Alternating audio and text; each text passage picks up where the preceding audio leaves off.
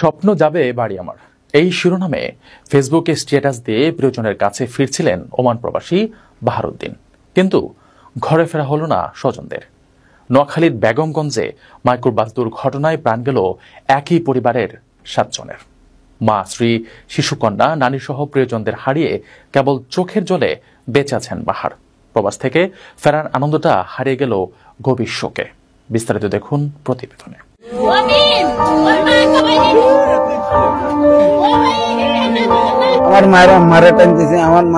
Oman প্রবাসী মোহাম্মদ বাহারুদ্দিন 2.5 বছর পর প্রিয় মাতৃভূমিতে ফিরছিলেন।